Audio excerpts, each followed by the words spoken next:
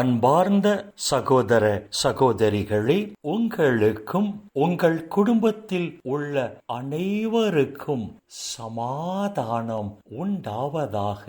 ஆமென். அன்பார்ந்த சகோதர சகோதரிகளே, இன்றைய நாளின் தியானத்திற்காக நாம் எடுத்துக்கொண்ட இறை வார்த்தை புனித பவுல் கொரிந்தியருக்கு எழுதிய 2ஆம் திருமுகம் 1 அதிகாரம் 21வது இறை வார்த்தை. கடவுளே எங்களை உங்களோடு சேர்த்துள்ளார். இவ்வாறு கிறிஸ்துவோடு நமக்கு இருக்கும் உறவை அவர் உறுதிப்படுத்துகிறார். அவரே நமக்கு அருள் பொழிவு செய்துள்ளார் என்று புனித பவுல் இங்கு எழுதுகிறார். இந்த இறை வார்த்தைகளில் புனித பவுல் 2 அழகான கருத்துக்களை பதிவு செய்கிறார். முதலாவதாக, கடவுள் இயேசு கிறிஸ்து வழியாக நம் அனைவரையும் ஒன்றாக இணைக்கிறார் என்று சொல்லுகிறார். இரண்டாவதாக, கடவுள் தூய ஆவியால் நம்மை அருள் பொழிவு செய்கிறார் என்று சொல்லுகிறார். கடவுள் ஏன் இயேசு கிறிஸ்து வழியாக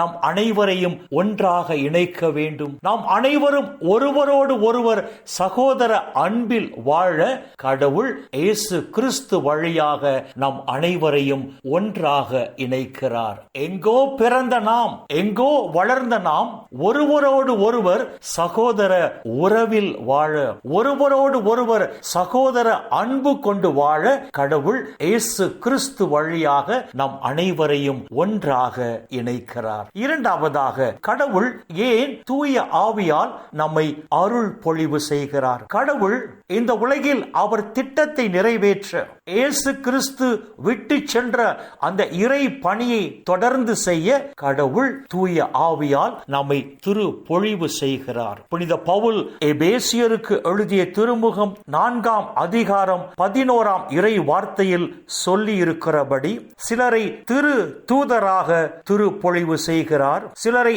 இறை வாக்கினராக திரு பொழிவு செய்கிறார், சிலரை நற்செய்தி ஆளர்களாக திருப்பொழிவு செய்கிறார், சிலரை ஆயர்களாகவும் போதகர்களாகவும் திருப்பொழிவு செய்கிறார். அன்பார்ந்த சகோதர சகோதரிகளே, ஓர் உண்மையை நாம் புரிந்து கொள்ள வேண்டும். கடவுள் தூய ஆவியால் நம்மை அருள் பொழிவு செய்கிறார் என்று சொன்னால், கடவுள் நம் வழியாக அவர் திட்டத்தை நிறைவேற்ற ஆசைப்படுகிறார். ஆமென். கடவுள் நம் வழியாக அவர் திட்டத்தை நிறைவேற்றவே கடவுள் தூய ஆவியால் நம்மை அருள் பொழிவு செய்கிறார், திரு பொழிவு செய்கிறார். எனவே கடவுள் நம்மை தூய ஆவியால் திரு பொழிவு செய்கிறார், அருள் பொழிவு செய்கிறார் என்று சொன்னால், கடவுளின் திட்டம் இந்த உலகில் நம் வழியாக முழுமையாக நிறைவேற நாம் அவரோடு இணைந்து செயல்பட வேண்டும். கடவுளின் திட்டம் இந்த உலகில் நம் வழியாக முழுமையாக நிறைவேற நாம் அவருக்கு முழு ஒத்துழைப்பு தர வேண்டும்.